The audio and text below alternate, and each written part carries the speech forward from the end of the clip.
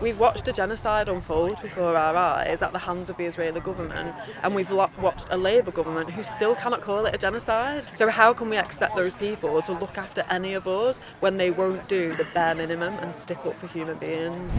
So only as I've got older, I've realised I have a lot of pride in my job. I work as a plumber, something I've done. I've trained since leaving school. I've often done other jobs alongside it to make ends meet, but that's my bread and butter, and I'm really proud of that now.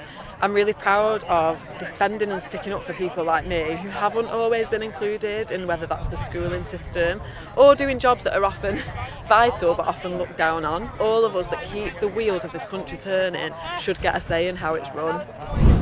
Immigrants in this country bring billions of pounds to our economy, and we need that. We have to acknowledge that that's been really good for us, but that doesn't mean that we can't understand and find solutions to the broken immigration system, which has been caused by a decade and a half of Conservative failure by individuals who are now in the Reform Party. And I will say to everybody that's kind of felt like targeted by the far right, and that maybe they're the ones that are talking to you, like they don't have your interests at heart. They don't care about you. They're just intent on turning us against each other, and they will use you to do that. The majority of people in this country will benefit from Green policies because we're the party of working people, working class communities. Anybody of any wealth level is going to have their lives improved with a system of fairness. Like, we live under the system of austerity and child poverty and fuel poverty as if they're things that we should just accept. All of those things are fixable, but they're only going to be fixed by people like me and other Greens who have the interests of people at heart.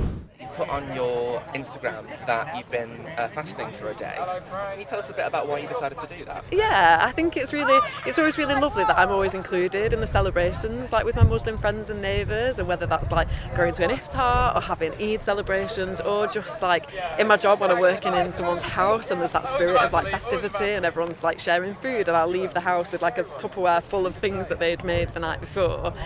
In a time when our Muslim neighbours and friends and communities are under so much attack, like it's really nice to sort of do something together and be part of it.